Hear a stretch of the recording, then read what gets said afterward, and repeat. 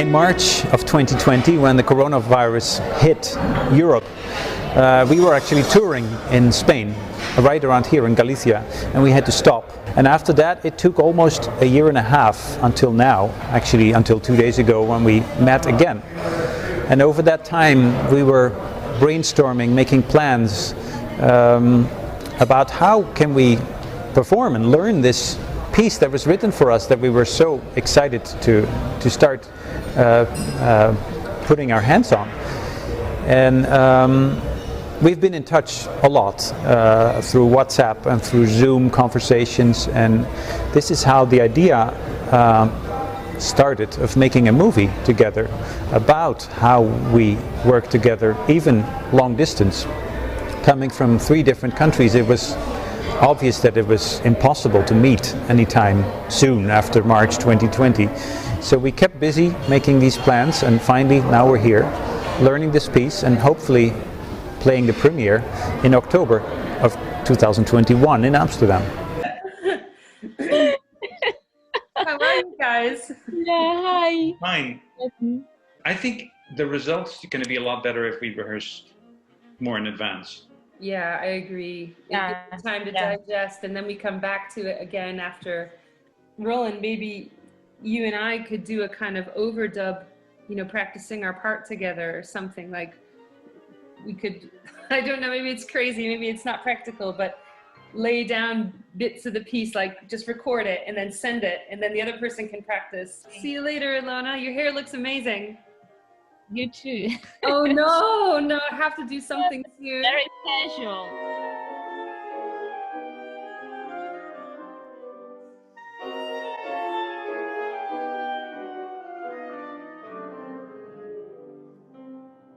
So Metamorphoses has several Dutch works in our repertoire.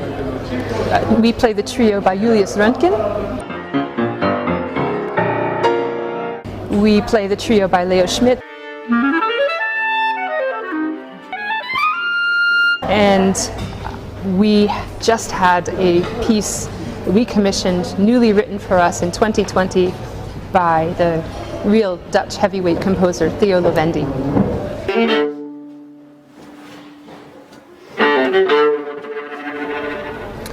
Well, already since the beginning, 5 years ago, of our trio, we've taken up Dutch music very seriously, not as a goal in itself, but just because we found some really interesting gems in the repertoire that were not performed so much.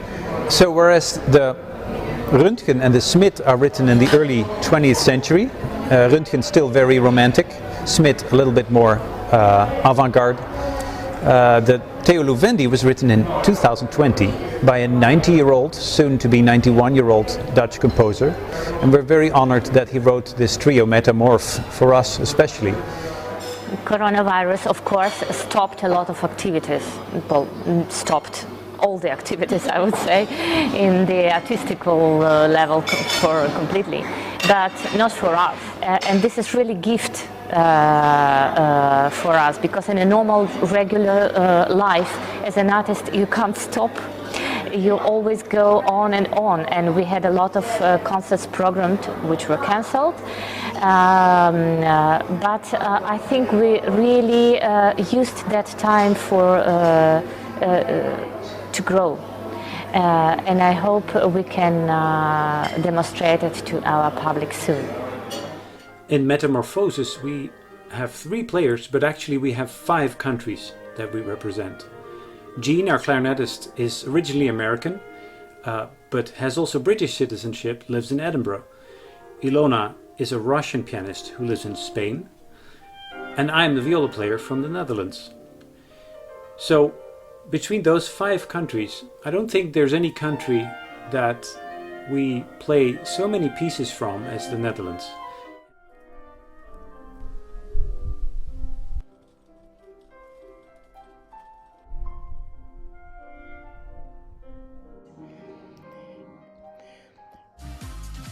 It's a hinge at the hip, isn't it?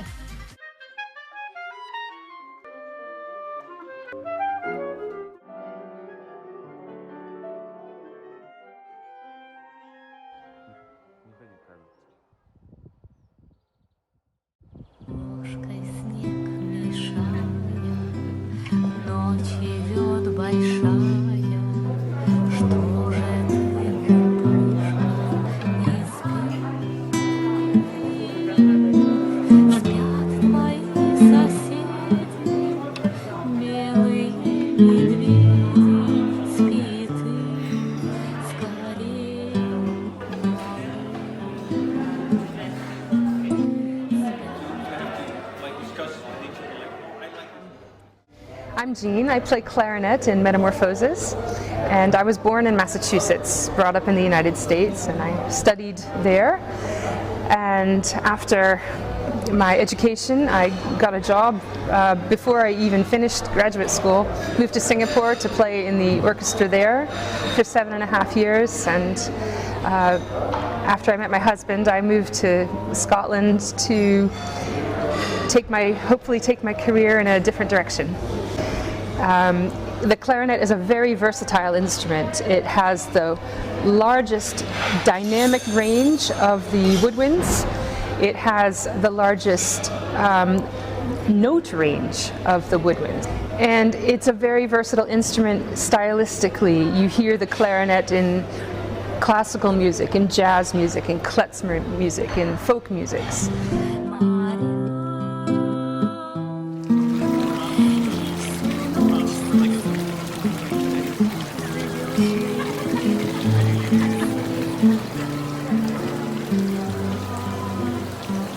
Being so nice to each other.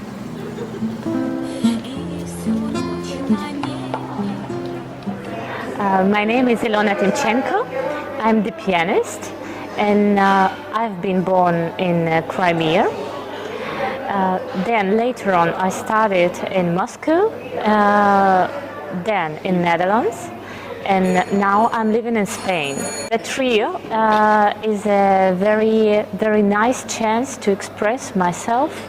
Actually, I'm really grateful to the fortune to have this opportunity in my life. It was an initiative of my manager, Mary Captain.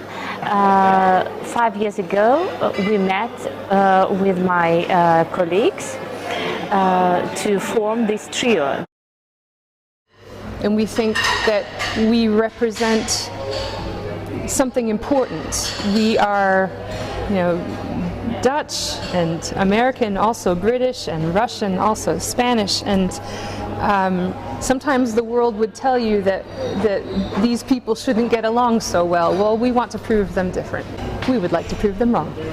The different members of the trio collaborate with their different backgrounds through the way we connect. Anyway, I think we connect through humor, through kindness, through real respect, listening to each other's opinions and really thinking about it. I like to show people our friendship, and I like to show people our humor. And of course, I want people to hear our music. And I think if people connect to us as people, they will be that much more inclined to want to hear us and connect to our music as well.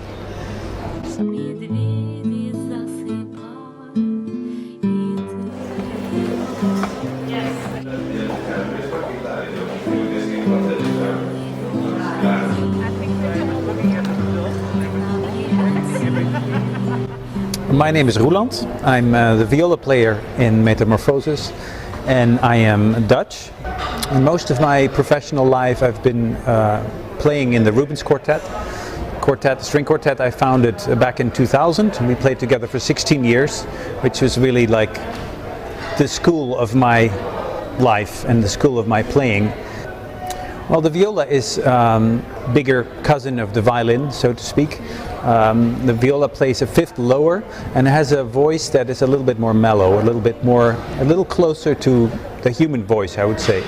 Well, coming from a string quartet where the instruments are very similar, Coming from that perspective, it's really interesting to play in the trio that I'm playing in now, Metamorphosis, because we are three completely different instruments: wind, piano and string. You would think, how can they even come together? And that is a very inspiring thing, because we can come together in a very special musical way and add to something that binds us rather than divides us.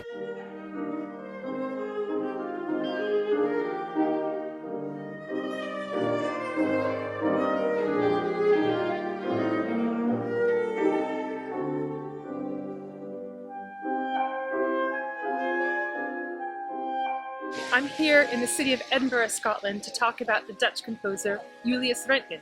One of the pieces in Metamorphoses' regular repertoire is the trio by Julius Röntgen, written in 1921. His music usually shows strong affinities with his mentor Brahms and also Schumann. One can also hear the influence of one of his closest friends, the Norwegian composer Edvard Grieg. Röntgen was born in Leipzig, Germany in 1855. He was a pianist, teacher, conductor, and highly prolific composer who came from a family of professional musicians. And his musical training was steeped in the Austro-Germanic Romantic tradition. For personal and complicated reasons during World War I, Julius Röntgen became a naturalized Dutch citizen in 1919. Röntgen did much to elevate Dutch musical life. He co-founded the Amsterdam Conservatory of Music in 1883 and co-founded the Concertgebouw in 1884. He was one of the first to introduce Brahms's music to the Netherlands. One thing Röntgen was known for was how he promoted Dutch folk music and other folk music from around Scandinavia and further afield as well. He felt that Dutch music was either German or French influenced, but not inherently Dutch, and he wanted to do for Dutch music what Grieg had done for Norwegian music. Julius Röntgen has a connection with Edinburgh, in particular with music at Edinburgh University, and it involves a close friendship with the well-known professor Sir Donald Francis Tovey. Tovey and Röntgen became close friends and admirers of each other's work. There were several occasions between 1927 and 1930 when Röntgen traveled to Edinburgh to visit Professor Tovey and hear his own music performed by the Reed Symphony Orchestra. In 1930, Tovey would bestow upon Julius Röntgen an honorary doctorate of music from Edinburgh University, making Röntgen the first ever to receive that particular honor. Röntgen, in his laureation ceremony, presented Professor Tovey with the gift of a new work called the Edinburgh Symphony.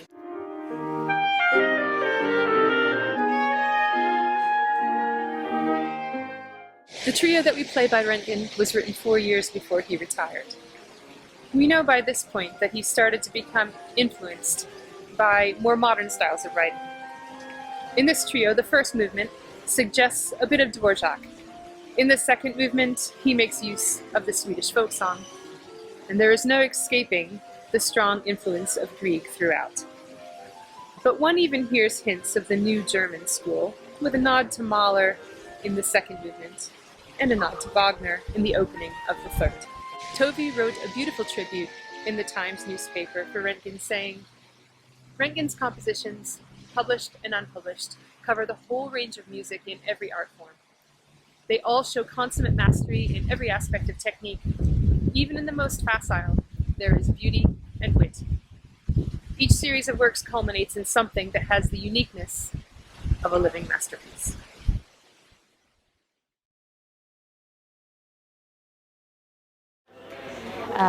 Leo Smit was born in Amsterdam in 1900, and in 1943 he was murdered in a concentration camp.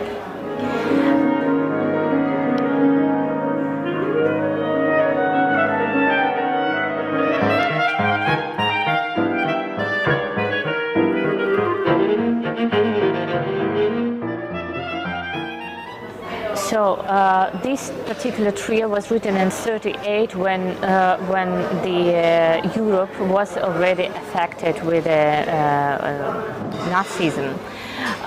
So this piece has a lot of darkness and a lot of personal suffering, as you can see. But at the same moment, it's such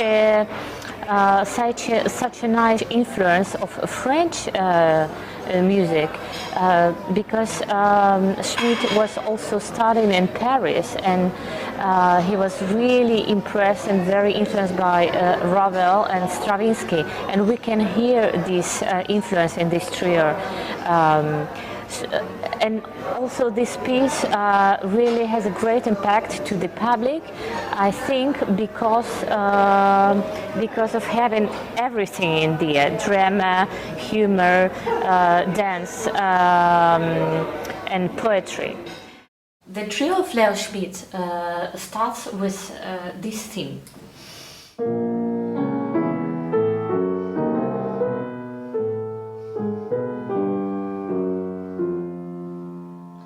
He uses here 11 tones, so it's like a reference to the 12-tone system. The whole trio has a lot of influences, and already very soon we see such a change of the harmonies.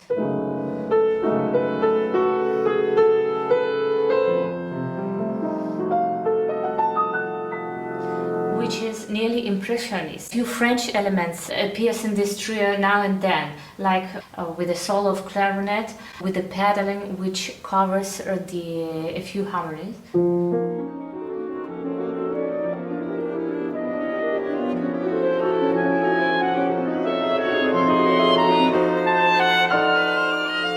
There are quite a few French moments which we can enjoy here, like for example this one, which just happens all of a sudden after very active and contemporary music. Look.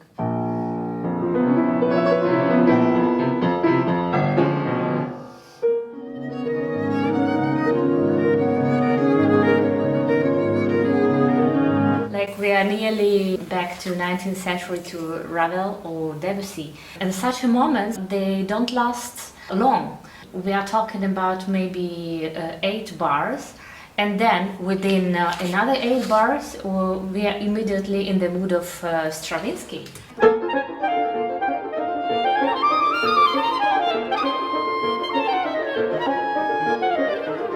This mix of styles is very enjoyable and very unexpected.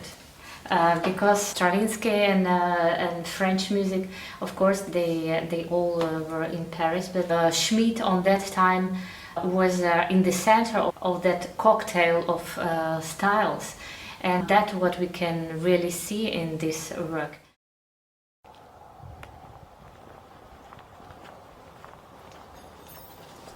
The wonderful thing about Theo is that his age is completely irrelevant. He's turning 90 this year. He was born in 1930. And when you talk to him on the phone or in person, it's absolutely irrelevant, and you feel like he could be 20 or 40. Hello. Jongens, die allemaal gemaskerde personen zijn. Yes, we're all masked. That's the rule here. Wie is dit? Ilona. Dit is Roland. Oh, dit is Roland. Ja. Hier ben ik.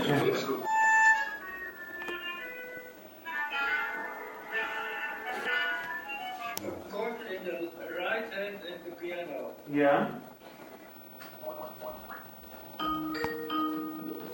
Let's play a few bars and see how the sound is, okay? See if you can hear us.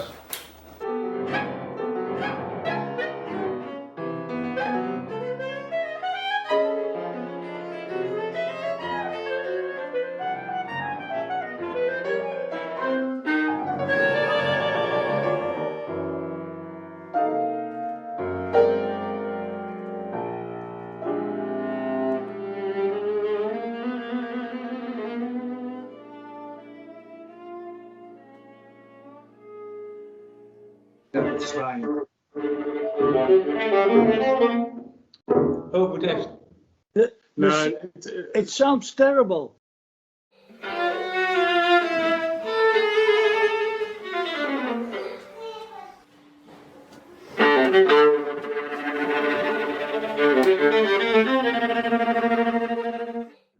Wat heel bepalend is geweest, dat ik in die jaren dat ik vrijwel werkeloos muzikus was, plotseling mijn boezemvriend in de muziek, Net Lealzak, trompetist, die kreeg een engagement in Turkije en die schreef me een brief, kom maar hier naartoe. En toen heb ik daar voor het eerst echt als professioneel muzikus een aantal maanden gewerkt.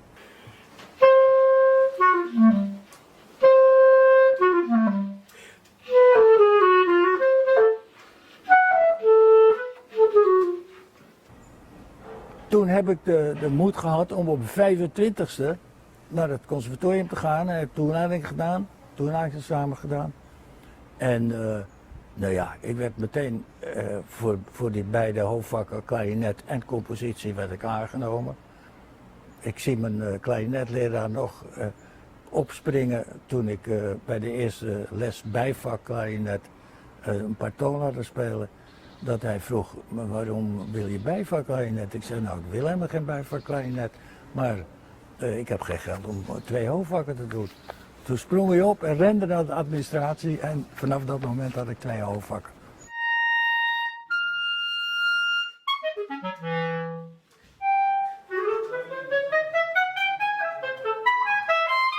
Wat ook heel erg vormend voor me is geweest, mijn kennis van de Turkse muziek. Ik heb dat nooit zelf beoefend, dat kan niet door een heel ander toonsysteem. Maar daar ben ik natuurlijk helemaal vertrouwd mee geraakt. En ja, dat zijn heel andere toonsafstanden en andere ritmes ook. Die ik al een klein beetje kende via de muziek van Bartók.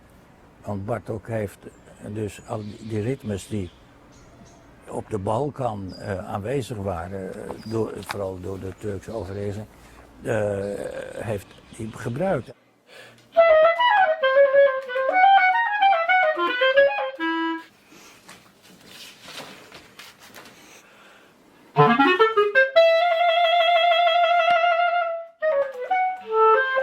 Mijn tijdsgenoten, die zelfs een paar jaar jonger waren dan ik, zoals de notenkrakers bijvoorbeeld, die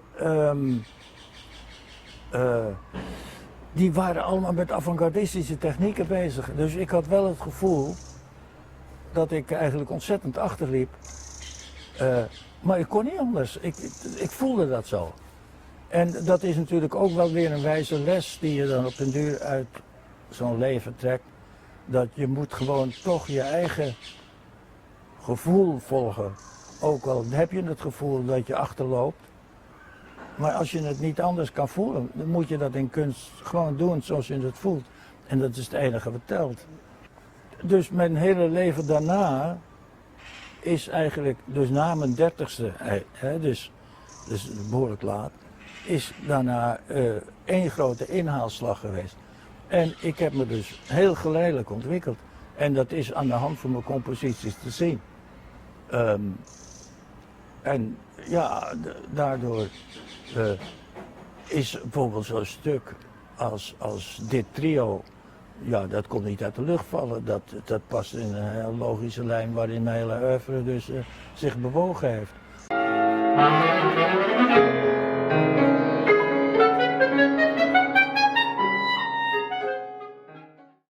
Dus er gingen geruchten dat ik jazz speelde. En ik ben een keer op het matje geroepen bij de directeur van het conservatorium. Hij zei, ja, er gaan geruchten dat je jazz speelt. Is dat zo? Ik zeg, ja. En ik had dus een smoes bedacht. Ik zei, ja, kijk, ik heb een gezin, had ik inmiddels. Ja, ik moet ook wat geld verdienen. Terwijl ik met die jazz nauwelijks iets verdiende. Maar dat was het excuus wat ik had, waar hij niet goed raad op wist. Zegt hij, nou ja, hou het binnen de beperking. Dat typeert de tijd, hè? Want nu is dat heel anders. En vandaar dat ik eigenlijk dus, je zou kunnen zeggen, een dubbel leven leid. Ja. Met toch wel, in de latere decennia, accent op het klassieke. We should connect on the last, to we kind of make some connection. I don't know, would that help? Het trio kwam bij mij met de vraag, zou je voor onze bezetting iets willen maken? Nou, daar was ik wel toe genegen, want de piano bespeel ik redelijk. De klarinet is altijd mijn hoofdinstrument geweest in mijn jonge jaren. En ik ben op het jazzgebied voornamelijk als saxofonist, hè? Maar dat is een zeer verwant instrument natuurlijk. En de altviool kende ik natuurlijk ook al wel redelijk goed door het stukken ook die ik geschreven had voor Isabel van Keulen bijvoorbeeld. En dus toen het trio mij benaderde, toen zag ik op die gronden zag ik er wel wat in. En wel, dat is er gezien.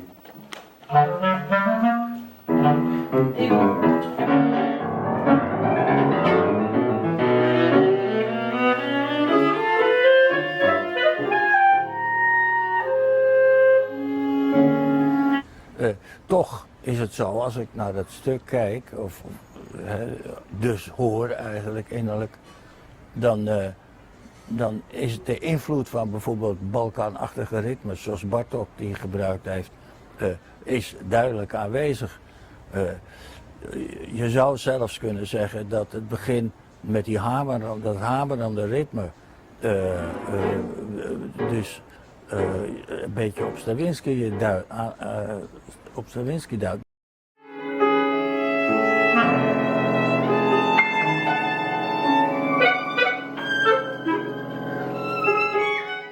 Het is zo, er zijn componisten die exact opschrijven wat ze willen en dan ook exact dat willen horen wat ze opgeschreven hebben.